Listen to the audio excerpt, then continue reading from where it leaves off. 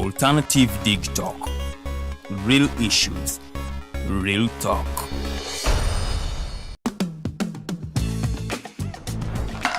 Hi, welcome to the Political Dice. Empishi ebyobufuzi. It's controversial, Purely political, well researched, accurate and global. Oyagala bya parliament oba council. Yes, state house oba ghetto. Ani ayuga ku ground. Ani gwe babuze. Okimanyi nga Dr. Kiza Besigye aleese amaanyi. Olwofadda bafutoli abateesemu obuvaazi. Oba yo DP eri kuki? Olwojema.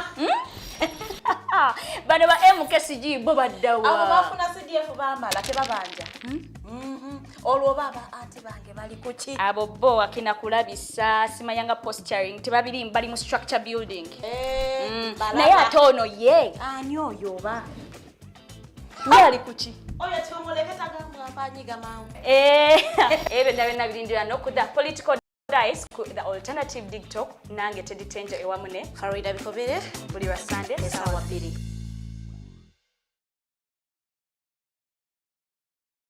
Hi Rogers, can I ask you something? Shoot. What does corruption mean? Well, summarily, corruption is abuse of public power for personal gain or for the benefit of a group to which one owes allegiance. For example, when a public office is abused by an official accepting or soliciting a bribe. By the way, private people can be corrupt too, like bribing police officers to escape fines. Okay. So exactly how does that concern me? Well, do you pay taxes? I guess, yeah. What does that have to do with this? Everything. Because those taxes you pay are supposed to facilitate services you use, like water, electricity, roads construction, medicines in hospitals, name it. Okay, that is much bigger than I thought. But it can be stopped, right? Well, yes it can, although it may not be as easy as it sounds. And here is the reason why. Corruption roots are grounded in our country's social, political, economic, bureaucratic traditions and policies. So, what has kept it going this long? I mean, why don't we stop it? Well, the main reason why it has been here for so long is because institutions are weak, either as a result of poorly defined ethical standards of public service, weak administrative and financial systems, or ineffective watchdog agencies. What can we do to stop it? At a national level, we must focus on strengthening the independence and effectiveness of public institutions that fight corruption. At a personal level, we must commit to never giving a bribe. I promise I'll never give a bribe. Well, that's a great decision you have made. Me and you now have to spread this message to all our friends. If we all do our part, corruption will be no more. This message is brought to you by Alternative Digital. At first, we hit your gadgets with our state-of-the-art digitalized mobile studio with the debate on the road behind the wheels.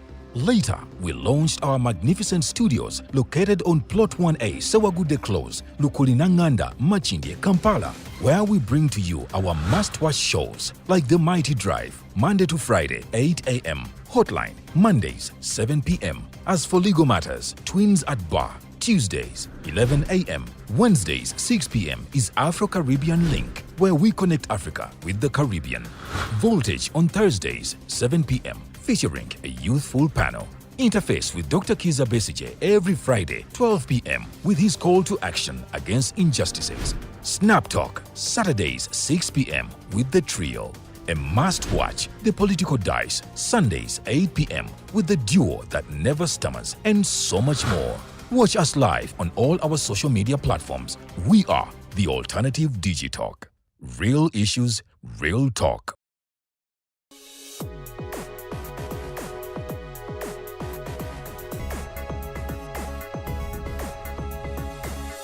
The Alternative Dig Talk. Real issues, real talk.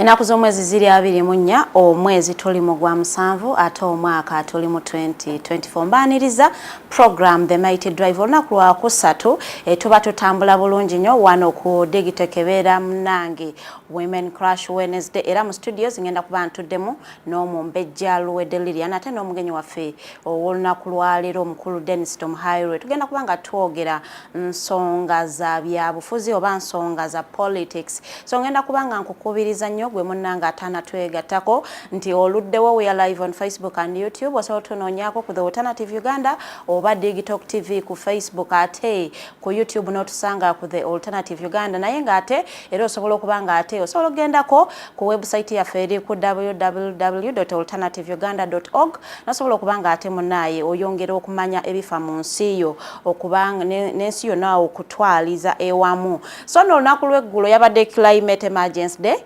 olaba nekedde mu ka t-shirt kano so olunaku lw'eggulo the clock was ticking nga tubala nti munnange tulina agenda 2030 era nga tugamba nti by 2030 tulina okuba nga ate reducing the degrees ez'omusana oguba gukka ku nsi naye nga okubategeeza bulungi nnyo twasettinga goal ey'okuba nti degrees wezineeyonga ne ziwera ku 1.5 ezijja kuba nga tezikyasobolera ddala kubanga zitaasibwa when we talk ebintu munnaye tebikyalinga bwe byali ate we twogerera ssaawa eno tuli ku degrees ya 1.3 kiraga nti anytime kyova olaba nti ebbugumu bwe lijja mu Uganda libeera pitirivu nnyo kubanga carbon sinks ezaali ziyamba okubugumu muna zigenze zikendera kati tulaba abantu nga bagoba mu wetlands tuyambeko government naye tuyambe tuleme kwesenza mu bintu bwebiti ebisobola okubanga ate ebituyambako okutaasiriza obutonde what are you doing gwenga mu capacity yongo omuntu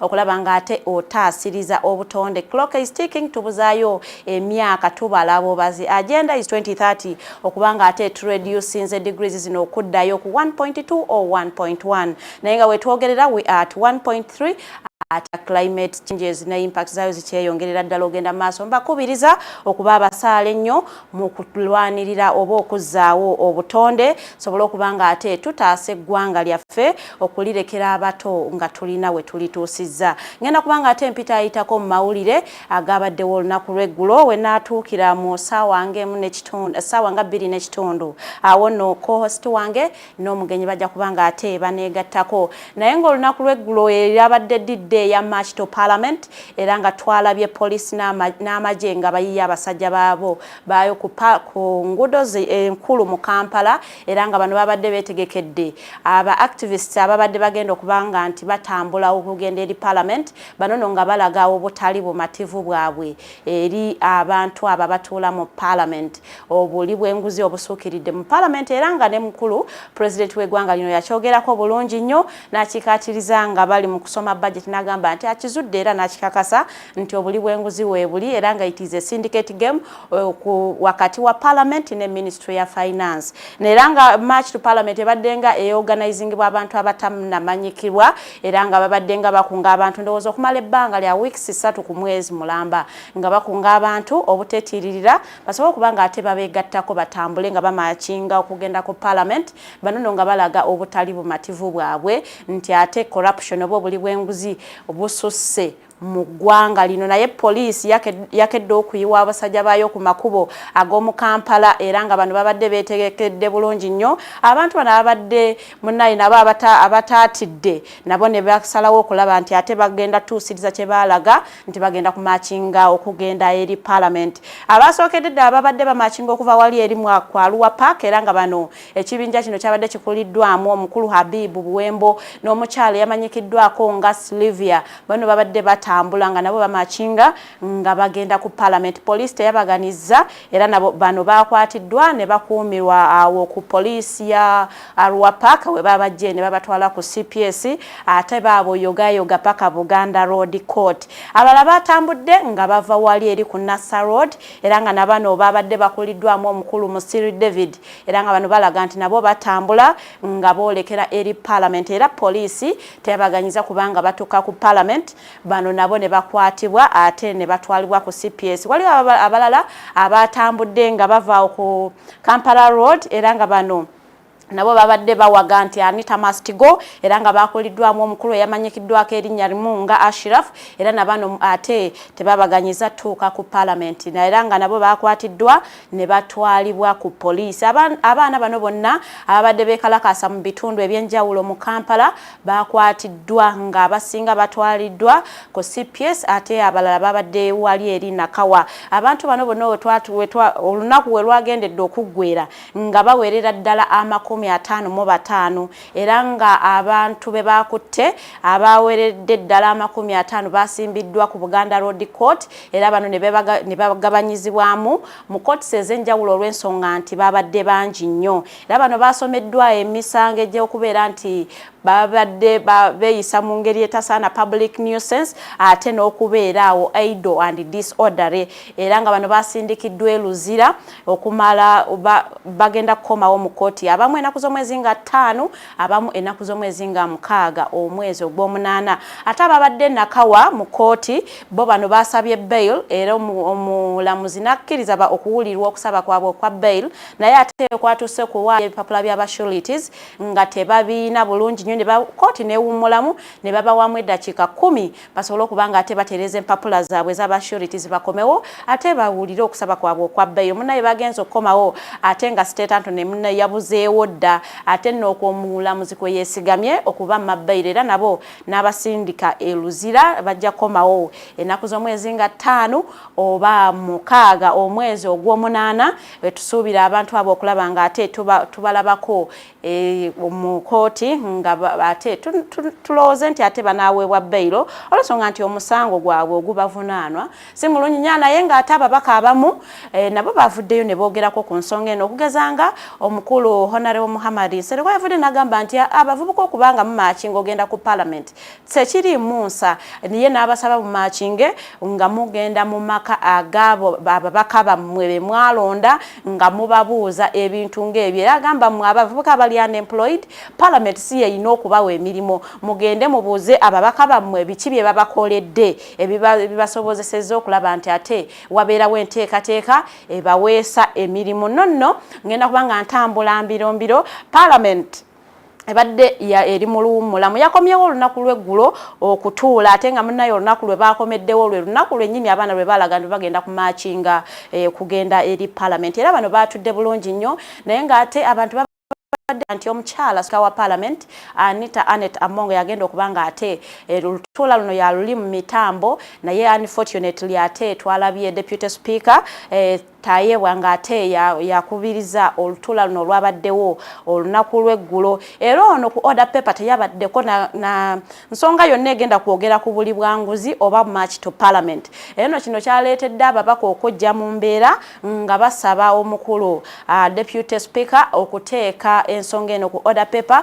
basobole okuba nga ate bagyogirako era mu kwogera kwe omukulu deputy speaker yayogeddeko eri ababaka n'abagaa nti bannaye yetafunangako bantu bonna abasaba kutwala petition ku parliament nga balaga nti ate balina okwemulugunya kwonna so nagamba nti yetagenda kubanga alowooleza abantu abali eyo mu public nga tebayise mu mateeka oba mu mitendera emituufu era nga teriyo kintu kyonna kiraga nti waliyo abantu abasaba nga bagenda kutwala petition ku parliament ku lunaku olwo era ye nagamba nti bonna babadde batambula bakola biki babadde babikola nga bo naye nga bo abakulu tebafunangayo okutegeezebwa oba kumanyisibwa nti waliyo abagenda okubaleetera petition nti singa kyabaddewo yali badde ate akiteeka ku order paper naye nno oluvannyuma olw'ababaka okubanga ate babadde banyiivu nnyo yapondoose n'agamba agenda kubanga ate afuna olunaku olulala ensonga eno bagyogereko era nga eyasoose okubanga ate abaguza ku babaka abalala bonna ne boogera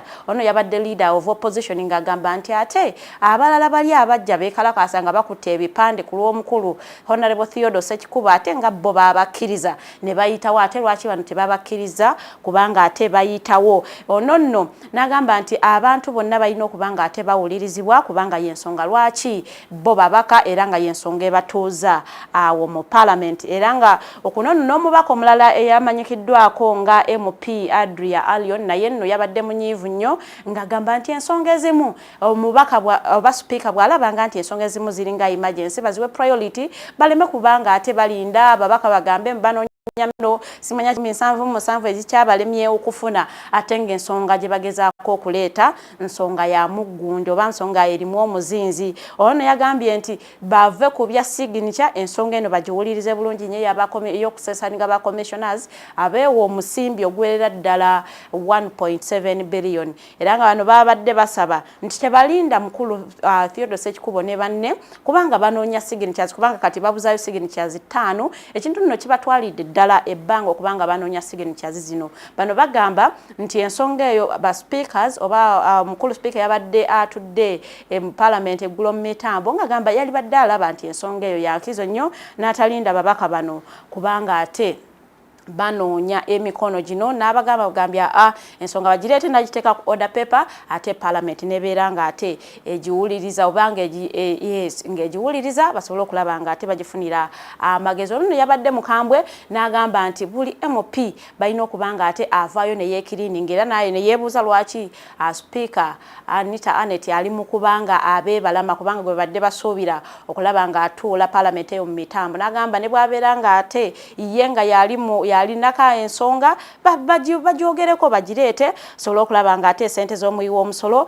zikwatibwa mu bulungi nnyo. Ku nsonga eyo yennyini eya corruption, minisita w'abaana n'abavubuka omukulu Balamu Byalugahale naye yavuddeyo n'ayogerako eri abavubuka n'agamba naye nze nnyimirira wano ku lw'abantu b'enkulembera era ng'ono abagamba nti bannaye ensonga ey'okugenda ku makubo teyandibadde mbi naye waliwo abagyerimbiseemu abaagala okugyefuniramu ebyabwe. Era n'ategeezaako nti ensonga lwaki president yavaayo n'abawoninga n'agamba don't play with fire. Era president yali ayogerako eri eggwanga olunaku lw'omukaaga ng'agana yabagenda ku streets don't play with fire. Ebintu byandikyukamu Uganda teringa Kenya. So no munnange no yavuddeyo n'ayogerako eri abantu naddala mu abeekalakaasi abalaga obutali bumativu n'agamba nti lwaki temuyita mu mitendera emituufu kubanga president w'eggwanga lino omukulu His Excellency Yoweri Kaguta Museveni ali ready okubawuliriza. Era ng'ono yagambye nti singa abavubuka beekolamu omulimu ne bamuwandiikira nga ye nga minisita w'abavubuka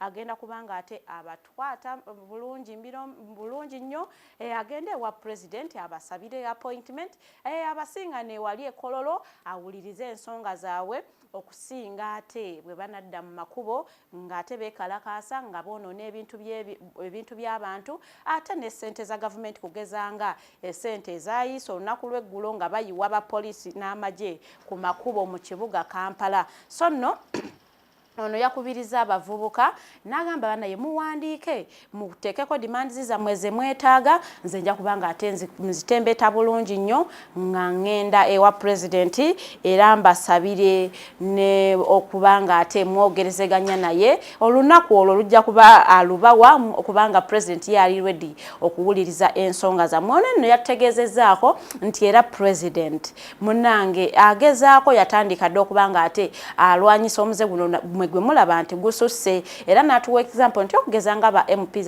babakwatibwa ku buli bw'enguzi era bakyali mu kkomera bakyawere nemba n'emisango. So n'agamba nti ensonga zino tuzikwate mpolampola oba muzikwate mpolampola kubanga president ali ready muyite mu mitendera emituufu ye nga omubaka minisita w'abavubuka ali ready okubanga atayingira mu nsonga zammwe okulaba nti ate abanoonyeza neyo meeting ne president musobole okubanga ate mu exchanging ideas mulabe what works and what doesn't work. So ebyo nno bebyavudde ew'omukulu Balamu oyo nno nga minisita w'abaana n'abavubuka. So nno ngenda kubanga ate amawulire gange naatera ogawunzika kubanga obudde mbulaba butambulidde ddala.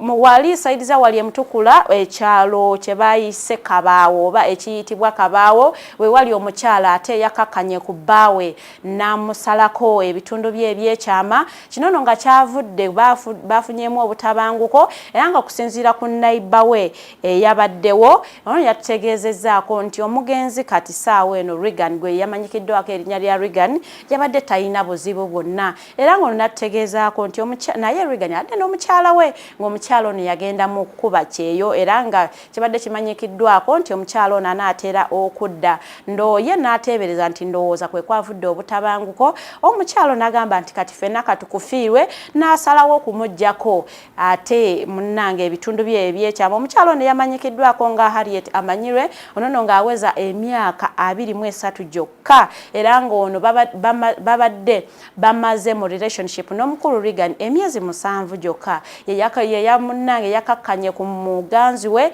na okukakkana ng'amusazeeko ebitundu bye ebyekyama ate ndowooza olw'ensonga nti ate Reagan yaluddewo okutwalibwa mu ddwaliro munnange ate n'atalutonda omukulu landlord yabadde landlord wa Reagan omukulu Ssennyonga Kato ono yategezezaako nti bano tebabadde na buzibu bwonna era n'agamba nti bakomawo ne mu bbaala nga basanyufu n'agamba naye teyategedde kintu kyabagudde mu kyalo nate kukakana ku bbaawe kubanga ate amutuusaako kyamutuuzizaako ono yategezezaako nti ye yawulidde miranga yagenza okutuuka nga ate omwami ali mu kitaba eky'omusaayi we yakubidde poliisi ate yazze na boda ye n'agamba nti singa bazze ne bandi badde bayambako okulaba nti ate omusajja ono bamutaasirizawo obulamu ye naga nti poliisi erina okubanga ate nayo yeekolamu omulimo okulaba nga ate ensonga ngezo emergencies ezitwalira ddala nga emergency naye nga poliisi yategezezaako nti omukyalo ono Harriet bamukutte era ng'ali mu nkomyo za poliisi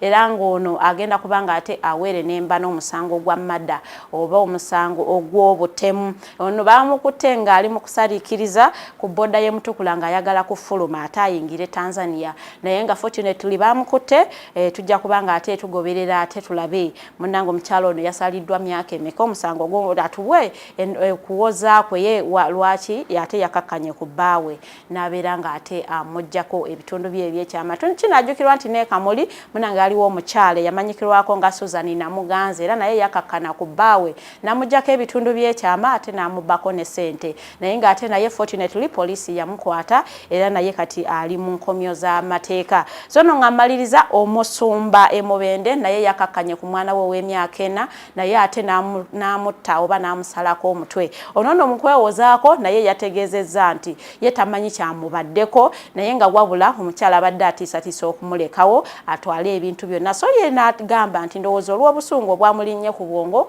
kwe kukakkana ku mwana ate n'akola ki n'amusala ono ng'abadde ono musumba w'abalokole ng'era asumba ekyaki ya Prophecy Pentecostal Church ono nga munnaye kyekyo kyekiraga nti abalokole eddiini liragawa naye ng'abantu bagambye ono tadda ku kyalo kyabwe olw'ensonga nti ayinza okuddamu n'akola ekikolwa kye kimu ngenda kubanga ate mpumulamuko katono nnyo bwe nkomawo ngenda kuba negatiddwako omukyala Lilian Lewet ate n'omugenyi waffe olunaku lwaleero Mr. Dennis Atumo Highway. A very good morning.